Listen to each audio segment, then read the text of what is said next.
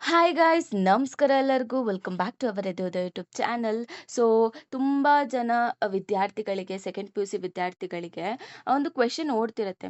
Like ನನಗೆ ಕೆಲವೊಮ್ಮೆ ಏನಂತ ಕ್ವೆಶನ್ಸ್ ಕೇಳ್ತಿದ್ರು ಅಂತಂದರೆ, ಮ್ಯಾಮ್ ಇವಾಗ ಎಕ್ಸಾಮಲ್ಲಿ ನನಗೆ ಕ್ವೆಶನ್ಸ್ ಅರ್ಥ ಆಗಲ್ಲ, ಅಥವಾ ನನಗೆ ಏನು ಕೇಳಿದ್ದಾರೆ ಕ್ವೆಶನಲ್ಲಿ ಅನ್ನೋದೇ ನನಗೆ ಗೊತ್ತಾಗಲ್ಲ. ಸೊ ಆ ಟೈಮಲ್ಲಿ ನಾನು ಏನು ಮಾಡಬೇಕು, ಸೊ ನಾನು ಏನು ಆನ್ಸರ್ ಬರಿಬೋದು ಅಂತ ತುಂಬ ಜನ ತುಂಬ ಸ್ಟೂಡೆಂಟ್ಸು ಡೌಟ್ಸ್ನ ಕೇಳ್ತಿದ್ರು. ಸೊ ಇದಕ್ಕೆ ಏನು ಗೊತ್ತಾ ಕ್ವೆಶನ್‌ಗೆ ಏನಂತೀರ ಆನ್ಸರು? ಸೊ ಯಾವುದೇ ಕಾರಣಕ್ಕೂ ಕೂಡ ನಾನು ಫಸ್ಟ್ ಏನು ಹೇಳ್ತೀನಿ ಅಂದರೆ, ಕ್ವೆಶನ್ನ ಬ್ಲ್ಯಾಂಕ್ ಬಿಟ್ಟು ಬರಬೇಡಿ. ಓಕೆನಾ? ಯಾವುದೇ ಕಾರಣಕ್ಕೂ ಖಾಲಿ ಮಾತ್ರ ಬಿಟ್ಬಿಟ್ಟು ಬರಬೇಡಿ ಕ್ವೆಶನ್ನಿಗೆ. ಸೊ ಮತ್ತೆ ಖಾಲಿ ಬಿಡಬೇಡಿ ಅಂತಂದರೆ ನಾನು ಏನು ಬರಿಬೇಕು ಅನ್ನೋದು ಕ್ವೆಶನ್ ಬರುತ್ತೆ ಅಲ್ವಾ? ಹೌದು. ಸೊ ಇವಾಗ ನೀವು ಅಂದ್ಕೊಳ್ಳಿ, ನೀವೇನೂ ಬರ್ದಿಲ್ಲ, ನಿಮ್ಗೆ ಆ ಕ್ವೆಶನ್ ಬಗ್ಗೆ ಐಡಿಯಾನೇ ಇಲ್ಲ. ನೀವು ಹಾಗೆ ಬಿಟ್ಟು ಬರ್ತೀರಾ. ಏನು ಕೊಡ್ತಾರೆ? 0 ಮಾರ್ಕ್ಸ್ ಕೊಟ್ಟು ಕಳಿಸ್ತಾರೆ ಅಷ್ಟೇ. ಓಕೆನಾ?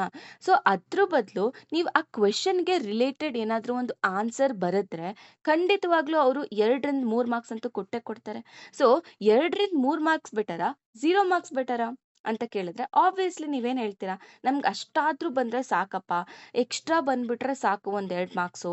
ನನಗೆ ಗೊತ್ತಿಲ್ದಿರೋ ಕ್ವೆಶನಲ್ಲಿ ಬಂದ್ಬಿಟ್ಟೈತೆ ಮಾರ್ಕ್ಸ್ ಅಂತ ಪ್ರೌಡ್ ಫೀಲ್ ಆಗ್ತೀನಿ ಅಂತ ಹೇಳ್ತಾರೆ. ಅಲ್ವಾ? ಅದಕ್ಕೆ ಫಸ್ಟ್ ರೂಲ್ ಏನಂತಂದ್ರೆ, ಕ್ವೆಶನ್ ಯಾವತ್ತೂ ಕೂಡ ಖಾಲಿ ಅಂತೂ ಬಿಟ್ಬಿಟ್ಟು ಬರ್ಬೇಡಿ. ಆಮೇಲೆ ಇತ್ತೀಚೆಗೆ ನಾವು ಒಂದು ಟ್ರೆಂಡ್ ಫೇಮಸ್ ಡಯಲಾಗ್‌ನ ನೋಡ್ತಿದ್ದೀವಿ. ಏನಂತ ಅಂದ್ರೆ, modern problems required modern solution. ಅಂದ್ರೆ ಇವಾಗ ಈ ಪೇಪರ್ ಸೆಟ್ ಮಾಡೋರು ನಿಮಗೆ ಗೊತ್ತಿಲ್ದಿರೋಂಥ ಕ್ವೆಶನ್ ಕೊಟ್ಟಿದ್ದಾರೆ, ಅಂದ್ರೆ ಅರ್ಥ ಆಗ್ದಿರೋಂಥ ಕ್ವೆಶನ್ ಕೊಟ್ಟಿದ್ದಾರೆ ಅಂತ ಅಂದ್ರೆ, ನೀವು ಕೂಡ ಇನ್ವಿಜಿಲೇಟರಿಗೆ ಅರ್ಥ ಆಗದೇ ಇರೋಂಥ ಆನ್ಸರ್ ಬರಿಬೇಕು. ಅರ್ಥ ಆಯ್ತಾ? ಸೊ ಲೈಕ್ ದಿಸ್, ನಾನು ಫನ್ನಿ ವೇ ಅಲ್ಲಿ ಹೇಳಿದ್ದೀನಿ. ಓಕೆನಾ? ಅಂದ್ರೆ ಇವಾಗ ಎಕ್ಸಾಕ್ಟ್ ಆನ್ಸರ್ ಗೊತ್ತಿಲ್ಲ ಅಂತ ಕೂಡ ನೀವು ಏನು ಮಾಡಬೇಕು, ರಿಲೇಟೆಡ್ ಕಾನ್ಸೆಪ್ಟ್‌ನ ನೀವು ಬರಿಬೇಕು. ಉದಾಹರಣೆ ನಾನು ಕೊಡ್ತೀನಿ ನೋಡಿ. ಫಾರ್ ಎಕ್ಸಾಂಪಲ್, ಇವಾಗ ನಿಮಗೆ ಏನೋ ಒಂದು ಯಾವುದೋ ಒಂದು ಕ್ವೆಶನಲ್ಲಿ ಮ್ಯಾಗ್ನೆಟಿಸಮ್ ಬಗ್ಗೆ ಬರೀರಪ್ಪ ಅಂತ ಕೊಟ್ಟಿದ್ದಾರೆ. ಬಟ್ ನಿಮ್ಗೆ ಅದ್ರ ಬಗ್ಗೆ ಐಡಿಯಾ ಇಲ್ಲ. ಸೊ ಬಟ್ ಆ ಕ್ವೆಶನ್ ನೋಡಿದಾಗ ನೀವೇನು ಬರಿಬೋದು ಆನ್ಸರು? ಸೊ ಮ್ಯಾಗ್ನೆಟಿಕ್ ಫೀಲ್ಡ್ ಬಗ್ಗೆ ಬರಿಬೋದು, ಮ್ಯಾಗ್ನೆಟಿಕ್ ಫೋರ್ಸ್ ಬಗ್ಗೆ ಬರಿಬೋದು, ಮ್ಯಾಗ್ನೆಟಿಕ್ ಪ್ರಾಪರ್ಟೀಸ್ ಬಗ್ಗೆ ಬರಿಬೋದು ಅಲ್ವಾ? ಸೊ ಇವುಗಳ ಬಗ್ಗೆ ನೀವು ಬರೆದ್ರೆ ಎಕ್ಸಾಮಿನರಿಗೆ ಗೊತ್ತಾಗುತ್ತೆ, ಅಟ್‌ಲೀಸ್ಟ್ ಇವ್ರಿಗೇನೋ ಗೊತ್ತಪ್ಪ, ಇವ್ರಿಗೇನೋ ಒಂದು ಸ್ವಲ್ಪ ಆದ್ರೂ ಕಾನ್ಸೆಪ್ಟ್ ಗೊತ್ತು ಅಂತ ಇಂಪ್ರೆಷನ್ ಕ್ರಿಯೇಟ್ ಆಗುತ್ತೆ. ಸೊ ನಾನು ಒಂದೇ ಹೇಳೋದು, ಯಾವುದೇ ಕಾರಣಕ್ಕೂ ಕ್ವೆಶನ್ನ ಬ್ಲ್ಯಾಂಕ್ ಬಿಟ್ಟು ಬರಬೇಡಿ. ಸೊ ಪರ್ಫೆಕ್ಟ್ ಆನ್ಸರ್ ಬರುತ್ರೇನೇ ಮಾರ್ಕ್ಸ್ ಕೊಡ್ತಾರೆ ಅಂತಲ್ಲ. ಕೆಲವೊಬ್ರು ಫ್ಯಾಕಲ್ಟೀಸ್ ಇರ್ತಾರೆ, ಅಪ್ಪ ಗೊತ್ತಿಲ್ಲ ಅಂತ ಅಂದ್ರೂ ಕೂಡ ಏನೋ ಅಟೆಂಪ್ಟ್ ಮಾಡಿದ್ರಲ್ಲ ಕ್ವೆಶನ್ನು, ಅದಕ್ಕಾದ್ರೂ ಇವರಿಗೆ ಸ್ವಲ್ಪ ಮಾರ್ಕ್ಸ್ ಕೊಡೋಣ ಅನ್ನೋ ಅನ್ನೋ ಮನ್ಸಾದ್ರೂ ಬರುತ್ತೆ ಅವರಿಗೆ.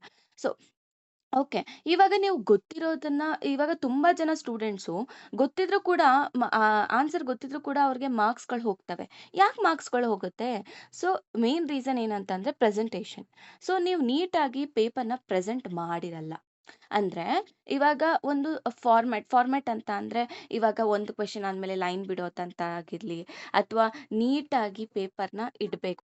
ಆಮೇಲೆ ಡಯಾಗ್ರಾಮ್ಸ್ ಇದ್ರೆ ನೀಟಾಗಿ ಡಯಾಗ್ರಾಮ್ ಮಾಡಿ ಲೇಬಲ್ ಮಾಡೋದಾಗಿರ್ಬೋದು.